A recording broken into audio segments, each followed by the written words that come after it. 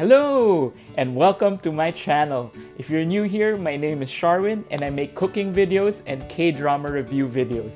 And when I'm lucky, I get to put my two passions together in one video. Today is a special episode because I want to talk about my top 5 most underrated K-dramas. So these 5 K-dramas I feel people should be talking about more. Alright, so let's get started. Okay, number 5, Chicago Typewriter. So what's the plot? The basic plot is a best-selling author who's suffering from writer's block actually buys this classic typewriter in the US and brings it back home to Korea without knowing that it's actually inhabited by a spirit. So this spirit ends up writing the novel that this author is struggling to write.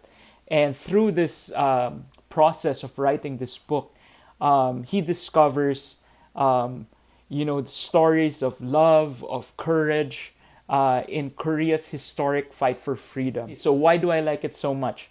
I love the fact that they were able to create this K-drama love story, this K-drama historic story, and then put it into real life events, I love that juxtaposition because I feel like it's such a creative way to get people to know more about Korea's history by putting something entertaining in it. Number 4, One Spring Night. So, what is the basic plot? So, a librarian who is struggling to find passion in her long-term relationship meets a single dad who is a pharmacist who ignites these passions, these feelings of love.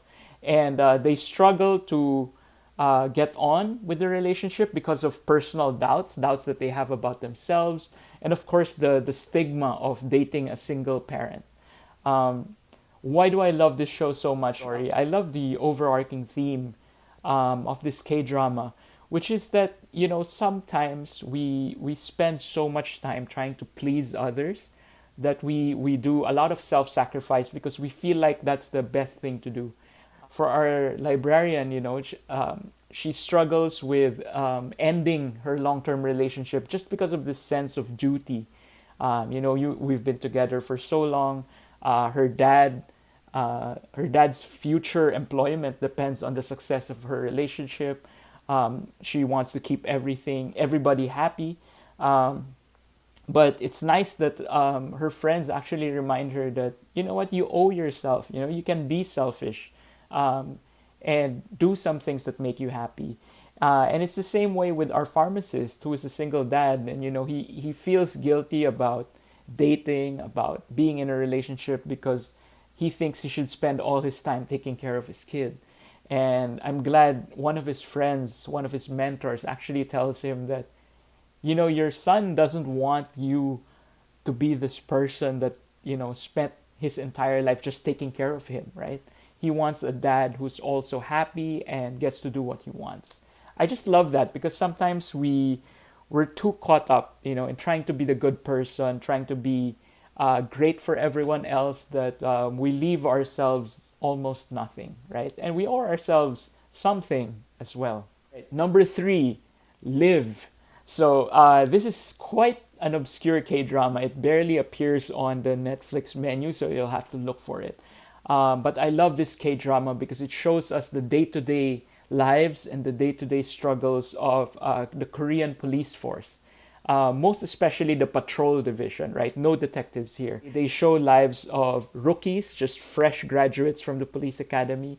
They also show us, the really old police officers that are, struggling to keep up, with the job without being disillusioned.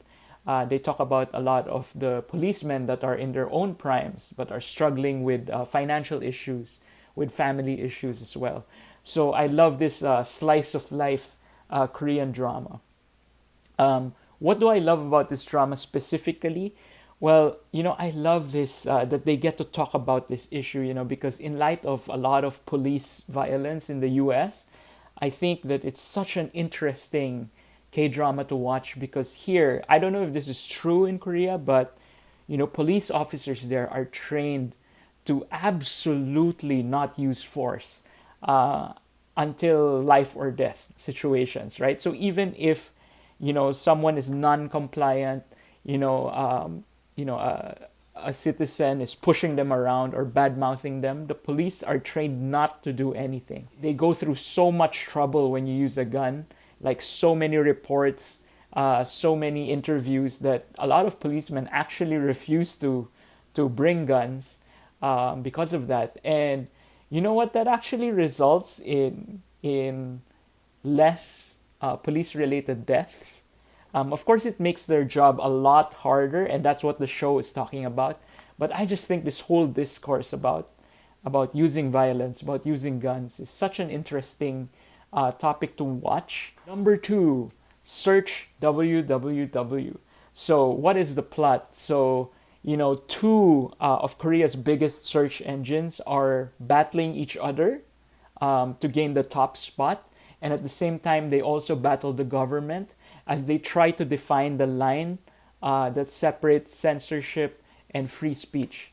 Also, at the same time, the two executives of this search engine, both of them are women, strong, intelligent women. They show how they struggle against the stereotypes, of managing huge firms, but at the same time trying to find some time for their personal lives. So why do I like this drama so much? Well, I love the topic, of course, of talking about censorship and free speech. I love that discourse. Such a great topic to be talking about. But also, what I love about this K-drama is, the three main characters are all strong, independent women.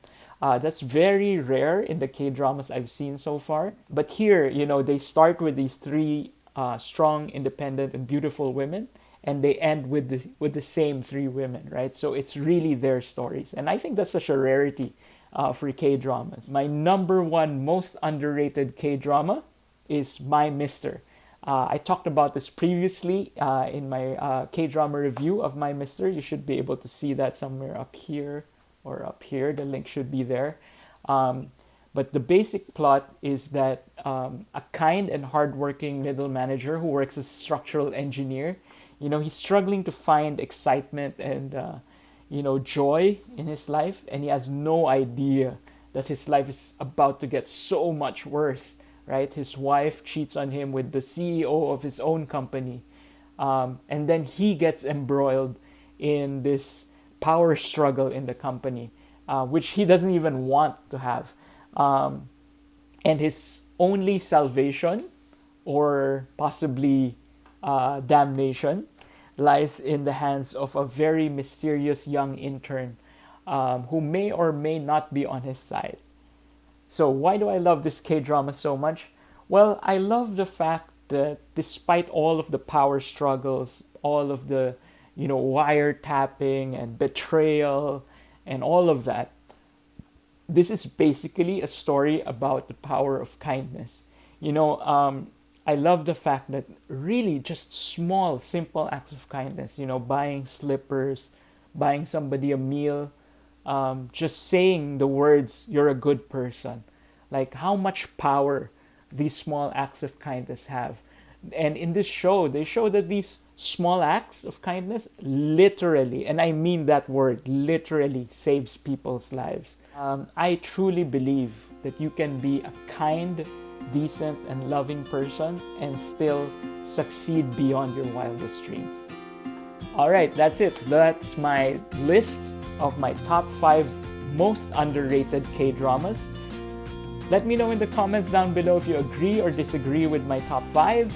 And if you have other underrated K-dramas on your mind, list them down because I want to watch them too. All right? And don't forget to like and subscribe. It really helps me and my channel. I'm trying to get to 1,000 subscribers, so I would really appreciate your help. In the meantime, you can watch my other videos right now.